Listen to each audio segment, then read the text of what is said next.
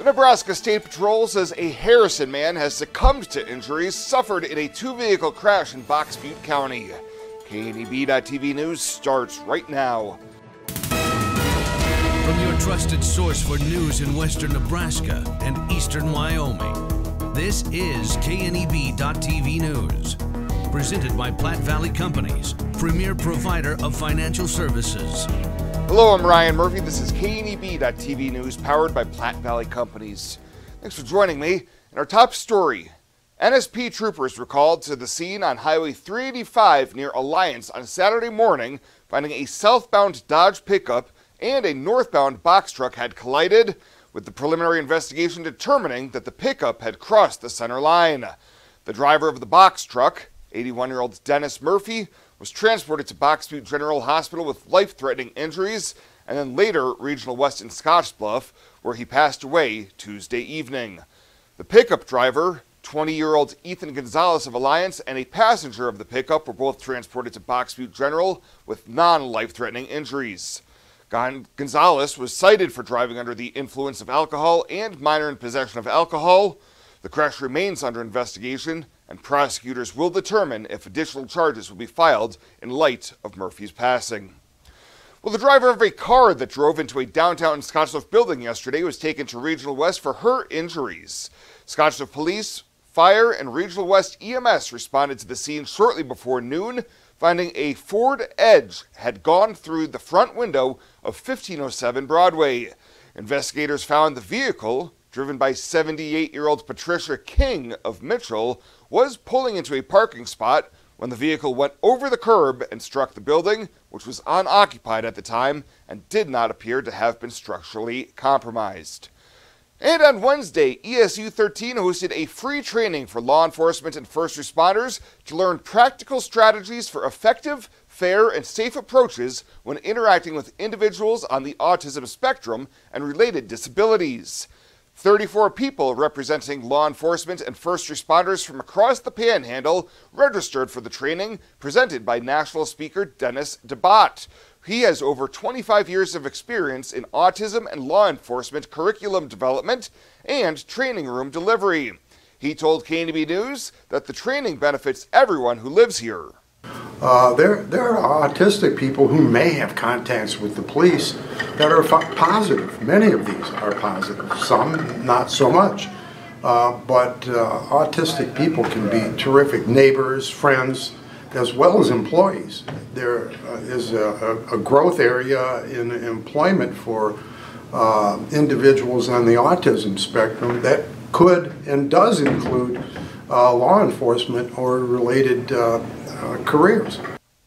This training was designed to help law enforcement and first responders better understand individuals on the spectrum with the hope of lowering the risk and frequency of contact with public safety professionals. We'll have more news right after this. The journey of a dream becoming reality. When we're young, a dream develops into a passion. That passion continues to manifest and grows as you do. It becomes all you want to do and all you want to be. It gives you direction. It drives you. Then, your dream has become a reality. When that dream is ready to be reality, Platte Valley Bank will be with you every step of the way. Life Care promises us that we are looked after and taken care of properly.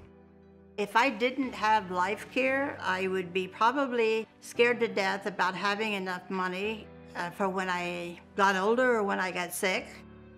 Moving in here was an easy decision and in fact a no-brainer. I looked at it as actually buying long-term care insurance and in retrospect a good move. One of the things that convinces me that we did the right thing is no matter what happens, we will constantly be taken care of. The whole thing is just vital because you don't have to be worried about what's ahead for you. It's there, it's in black and white, and that's reassuring. This is home. It has been from the day I moved in. Welcome back. The Minatera-Melvita Fire Department is one of two in the state to receive a specialized piece of life-saving equipment from Nationwide Insurance and its partners. As part of the company's grain bin safety advocacy program, both that department and one in eastern Nebraska have been awarded grain rescue tubes and related training. Both fire departments are part of a group of 60 from across rural America, selected out of thousands submitted in the 2023 Nominate Your Fire Department contest. Last year, there were at least 42 grain entrapments nationwide, the highest number in more than a decade, resulting in 15 fatalities. Since beginning the grain bin safety campaign in 2014, at least 7 fire departments have used their rescue tubes and training in successful rescues. And the Nebraska Game and Parks Commission is asking for the public's help in their investigation into the killing of 3 trumpeter swans in Sioux County. Conservation Officer Josh Widhelm says the swans were found dead from gunshots near the junction of Highway 29 and River Road, which is the entrance to Agate Fossil Beds National Monument along the Niobrara River. The trumpeter swan is a non-game species listed on the second tier of Nebraska's at-risk wildlife and is North America's largest species of waterfowl. Anonymous reports can be made by calling the Wildlife Crime Stoppers hotline at 1-800-742-7627, or reports can be made on the OutdoorNebraska.gov website. Anyone with information with the case that leads to prosecution for the crime may be eligible for a reward. Welcome to Kelly's Liquor, your liquor cabinet. Whether you're a wine enthusiast, a whiskey sommelier, a tequila connoisseur, or you just love your beer, Kelly's has the best selection of what you're looking for. Family owned and operated since 1946 and right on 27th Street in Scottsbluff. Come see us today at Kelly's Liquor, your liquor cabinet. And remember to be a good neighbor. Don't drink and drive. Kelly's Liquor, West 27th Street in Scottsbluff. Logos in Gearing is the place to get all of your school spirit gear, personalized gifts, and promotional items for your business and employees and banners for any special event. Logos is also the only place to stop for custom screen printing or embroidery. You can even design it yourself on their interactive website. Stop into Logos today. They'll design it, print it, and have it to you in no time. There's no job too big or small for Logos. That's Logos in Gearing.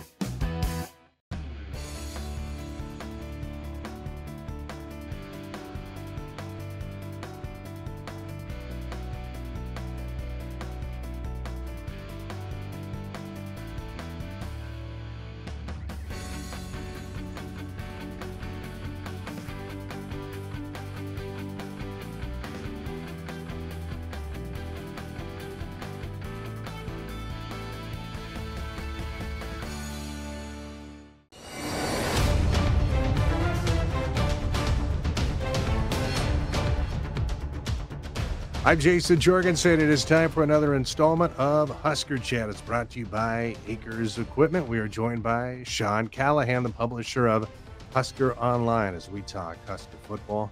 Boy, Sean, we had a good roll going there as Nebraska had an undefeated October. They certainly had some momentum going into that game against Michigan State, but unfortunately things did not go Nebraska's way, and they got to bounce back this week at home against Maryland. Yeah, it was a tough week. I mean, they lost by 3, and they had every opportunity, to kind of make a statement and win that game in East Lansing. Credit Michigan State. They made the 4 or 5 big plays they needed to make. They had a couple breaks go their way on some of the calls, but Nebraska just didn't make that game-finishing play they needed. Their defense, kind of lacked a little bit of that aggressive edge maybe we had seen, and they didn't force any turnovers. And Michigan State won the turnover battle 3-0. And it's just going to be hard when you're already losing that phase of the game 3-0 to consistently win. And Nebraska's been able to win games doing that this year. It finally caught up to them though in East Lansing. What is your thoughts on this turnover bug for this team? They talk about it every week, but unfortunately they've not been able to make a whole lot of progress there. It's a lot of things. I mean, Harburg is a developing young quarterback. They're missing a lot of their good receivers, so guys aren't getting separation. They're not getting as open. Harburg is getting pressured, quite a bit. I mean, 21 of his 37 dropbacks, he was under pressure.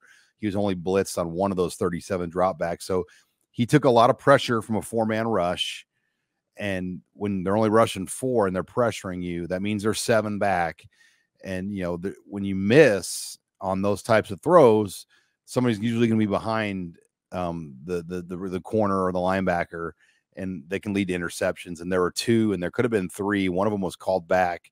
The fumbling is just part of how they play. When the quarterback is going to run zone reads and options and ball handling, it just leads to more fumbles. I think that's across the board. But again, it's still not acceptable.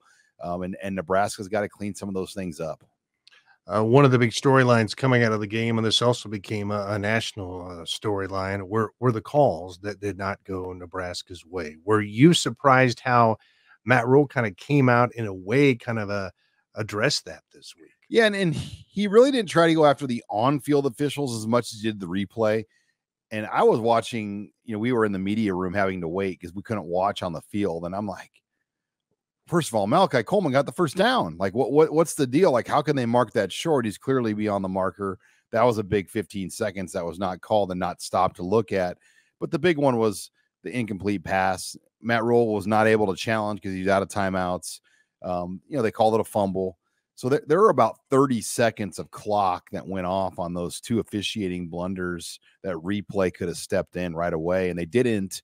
And that makes it tough, especially in a situation like that. And Nebraska only needed about 15 to 20 yards to get a good field goal try for Albano that would have tied the game up. So, I think there is a legit beef to be frustrated. And, the missed face mask, the missed pass interference. And I like how Matt Rhule said, look, I don't even need to say anything. It was pass interference. And he's right. I mean, any official at any level of football can't look at that call or the face mask and be like, oh yeah, that's not it's a face mask. It's pass interference.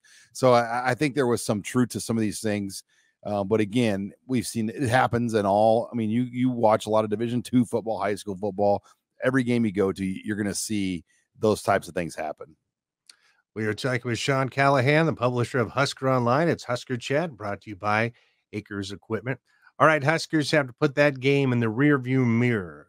This Saturday morning, they will take on Maryland. This is not the season the Terrapins were looking to have. They started the season with thoughts of being in the top 25. They opened up 5-0. Then they were whipped by Ohio State. They have been a downspin since then. What's your read on this matchup? Yeah, the timing's interesting because Maryland's now 5-4. They were 5-0, so they're losers of their last 4 games. They're coming off a Penn State loss where they were beat pretty thoroughly. It's a talented team. Maryland, in terms of a roster, top to bottom, has probably more talented players than anybody in the Big Ten West. But talent doesn't always win. It's scheme, it's execution, it's belief. And Maryland has struggled. Tagovailoa is one of the best quarterbacks in the conference. He's going to give Nebraska problems. He's not a runner, but he holds the ball for a long time, kind of like Shedeur Sanders did against Colorado, and he'll extend plays and test Nebraska. So Tony White's crew's got to be aggressive, and they've got to come at and Tagovailoa and set the tone in this game on Saturday. Have you talked to some insiders or some people from Maryland? Where has this kind of gone wrong for them? It's really hard to say other than just schedule. I mean, when you have Ohio State and Penn State in there, but the Northwestern and the Illinois games are the ones you look at. You're like, whoa, because Nebraska has beaten both these teams. So a lot of like Mike Loxley's a great September coach, but he's not a great October, November coach. And some of it's just schedule. I mean, they play always a very easy non-conference slate that allows them to kind of get some momentum. And then when they get in the Big Ten East, it's a beast. So it's really hard to put your finger on it because there is talent on this team. Do you think Nebraska's their way of winning games against other people can work against Maryland? Can they find a way to make this a low-scoring game and maybe win it late? That's a great question because you're right. Maryland's not going to want to play low-scoring. They're going to want to push this game in the upper 20s and low 30s, and Nebraska is just not built to play that kind of game right now. They've got to keep it in the low 20s. To the high teens, as we know. And that's going to put a lot of pressure on Tony White. I think the key is, can they hold in the red zone? Can Nebraska's defense force field goals instead of touchdowns? It's at home. You have to like that. It's not going to be weather like we saw the last home game. It's going to be a little nicer. So Maryland's going to be able to throw it around. It's not like Nebraska's going to be aided by the wind that we saw in that win against Purdue. All right. Hopefully Nebraska can get it done at home and get that 6-win number off their back. Because I would think if this continues, that the pressure of that is going to build into those last 2 games. No question. Yeah. Everybody knows what one more win means for Nebraska. And you would love to see this team that's a slight underdog right now pull it out and just get that 6th win. Then Wisconsin, Iowa, it's going to be like the monkeys off their back and like, hey, let's go play and have some fun and see if we can make the West Championship. All right. Sean, as always, we appreciate your time and your thoughts. Thanks, Jason. That was Sean Callahan, the publisher of Husker Online, joining us for Husker Chat every week. It's brought to you by Acres Equipment. I'm Jason Jorgensen.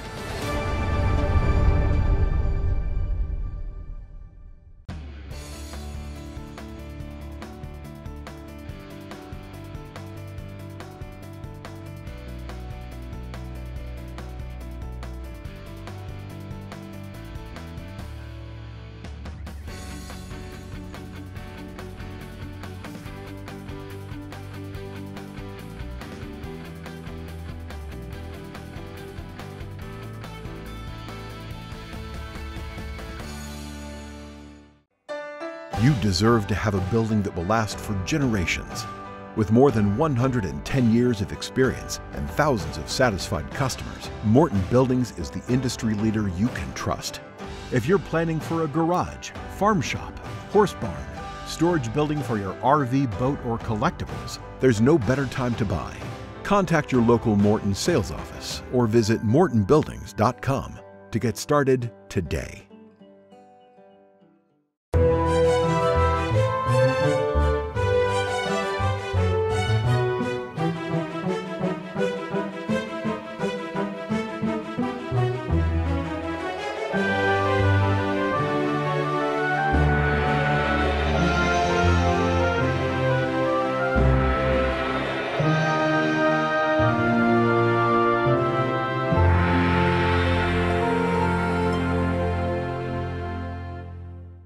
Let's take a peek at your weekend community calendar, brought to you by Riverstone Bank.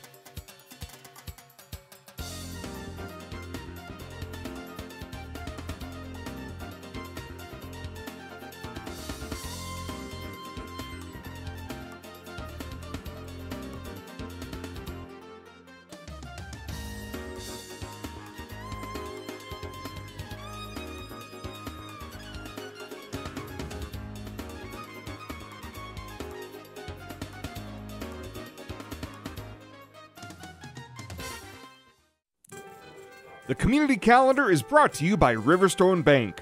We're local and we love our community. Fly United Airlines, operated by SkyWest with Western Nebraska Regional Airport. United is dedicated to going the extra mile for you with daily flights to and from Denver, along with a commitment to excellent service. Reserve your flight today, and remember, United miles can be earned and redeemed with your flights.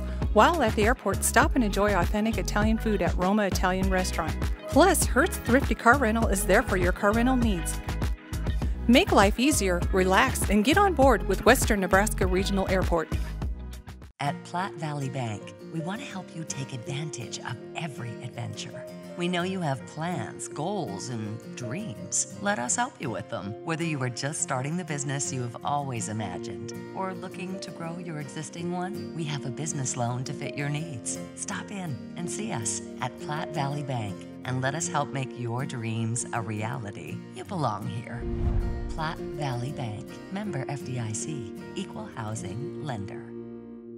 And finally tonight, fans of the grizzly bear Smokey at the Riverside Discovery Center will have one last chance to see him before he hibernates for the winter. Tomorrow, the zoo will be hosting a torpor, or long winter nap, party for Smokey.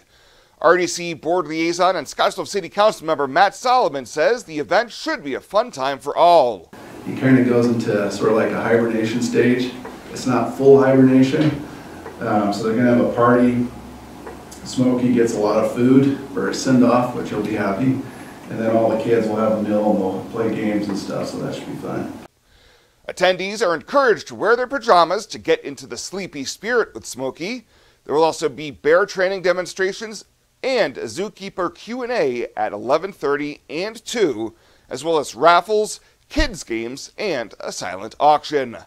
Well, that is it for us this time. Thank you so much for tuning in. Have a great weekend. We'll see you back here on Monday.